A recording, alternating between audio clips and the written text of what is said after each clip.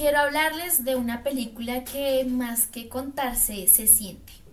Valor sentimental, dirigida por Joachim Trier y escrita junto a Eskilborg.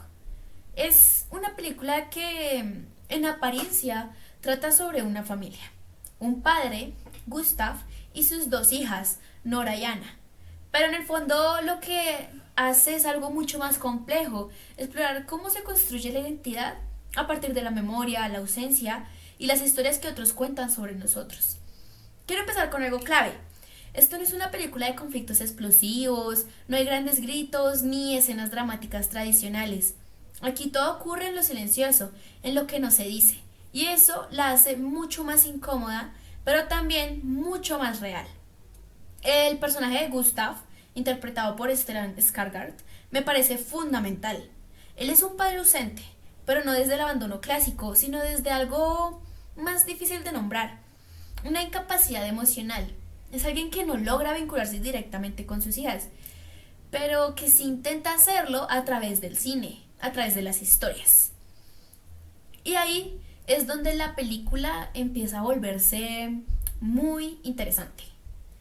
Porque Nora, interpretado por René Treisbe, no solo está lidiando con su padre, sino con la versión de sí misma que él ha construido. Es decir, ella no solo tiene una identidad, sino que carga con una narrativa ajena sobre quién es. Y esto se vuelve aún más evidente con el recurso del cine dentro del cine. Es decir, el guión que Gustav escribe para Nora es, en realidad, una reinterpretación de su propia vida familiar. Pero no es una reconstrucción fiel, es una especie de traducción emocional. Él no solo puede, o sea, él no puede hablar directamente con su hija. Entonces decide escribir una película sobre ella. Y eso plantea una tensión muy fuerte. ¿Quién tiene el derecho de contar una historia? ¿Y qué pasa cuando alguien cuenta tu vida sin haber estado realmente en ella? Hay una escena que para mí resume toda la película y que visualmente es increíble, es mi favorita. Cuando vemos a las dos hijas y al padre en una sola toma superpuestos, casi fundidos en una sola imagen. Ese momento es brutal porque rompe la idea de individualidad. Nos dice que estas tres personas no están separadas, están construidas unas a partir de otras. Sus heridas, sus silencios, sus formas de amar, todo está conectado. Y eso nos lleva directamente al tema de la identidad de Nora. Nora no sabe exactamente quién es, pero no porque esté perdida en el sentido típico, sino porque su identidad está atravesada por la mirada de su padre, por la ausencia de él y por la memoria de su madre. Es una identidad fragmentada, heredada, incluso impuesta en ciertos momentos. Y aquí aparece otro personaje clave, Rachel, interpretada por Elle Fanning.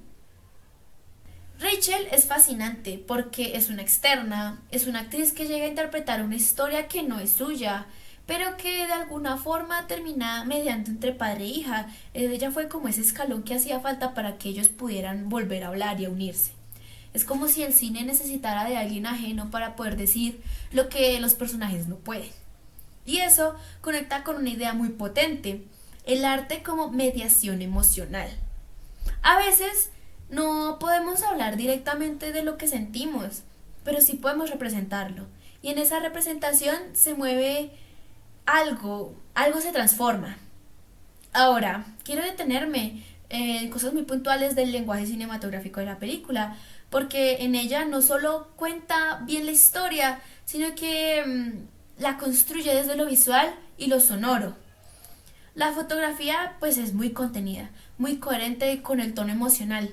Los colores no son estridentes ni buscan llamar la atención, son suaves, casi apagados en algunos momentos, y eso acompaña perfectamente la sensación de nostalgia de un pasado que no termina de irse. Los espacios son fundamentales. Y aquí entra uno de los símbolos más importantes de toda la película y diría yo que uno de los ejes centrales de la trama, que es la casa. La casa no solo es un escenario, es memoria, es archivo emocional. Entonces, Cada rincón de esa casa está cargado de historia. Es el lugar donde todo pasó, pero también donde todo sigue presente. Es como si los personajes no pudieran escapar de lo que ocurre allí, como si fuera siempre un círculo, un sitio al que tienen que volver. Y por eso, cada regreso a la casa se siente tan pesado, tan significativo, porque esta casa alberga no solo la historia de Gustav y sus hijas con su esposa, también alberga la historia de su madre y de su tatarabuelo. La casa funciona casi como un cuarto personaje. Guarda silencios, tensiones, recuerdos y obliga a los personajes a enfrentarlos, quieran o no. En cuanto al sonido, el soundtrack cumple una función muy interesante. No es invasivo, no busca manipular directamente la emoción, pero sí acompaña los momentos clave de forma muy precisa, y si uno le presta atención a las letras de las canciones que escogieron, quedan muy acorde con lo que está sintiendo el personaje en ese momento. La música aparece cuando tiene que aparecer y ayuda a entender lo que los personajes pues no están diciendo. Ahora, algo que pues es más mío, más personal, y pues no me terminó de convencer del todo, fue el uso de la cámara en mano. En ciertos momentos ese temblor puede generar una sensación de cercanía o realismo, pero yo siento que en esta película tan contemplativa a veces rompe un poco con la experiencia.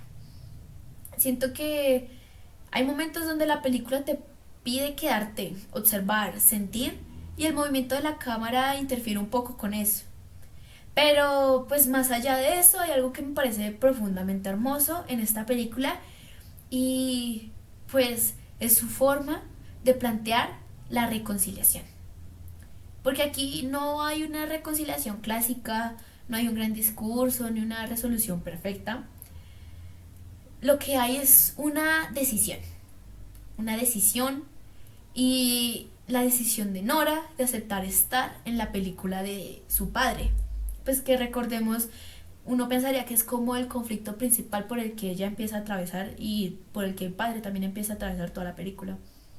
Y ese gesto, que puede parecer pequeño, es en realidad enorme, porque no significa que todo esté bien, no significa que el pasado se borre, significa que Nora decide evitar su historia, incluso con todo lo que duele.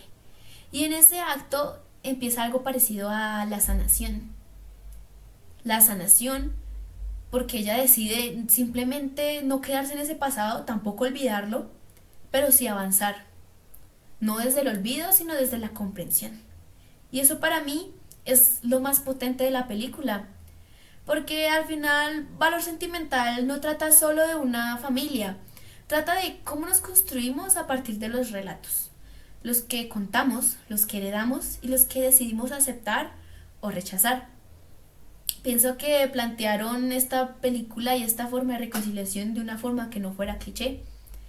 Aparte, es una película sobre la memoria, sobre la identidad y sobre la posibilidad, por muy frágil pero real, de entendernos a través del otro.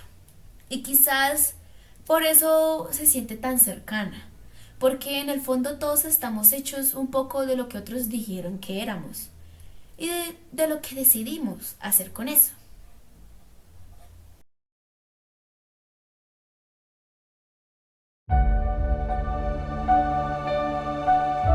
My father is a really good director, but he's a very difficult person. We can't really talk.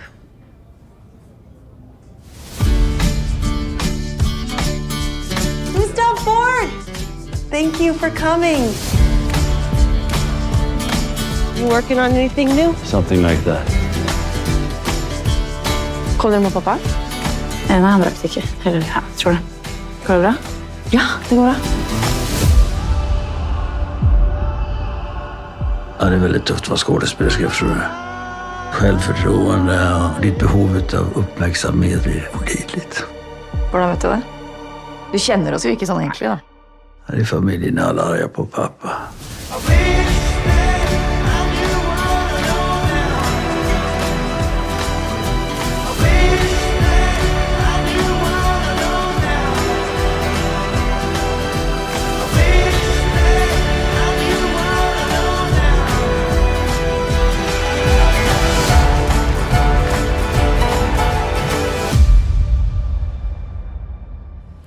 Hej pappa.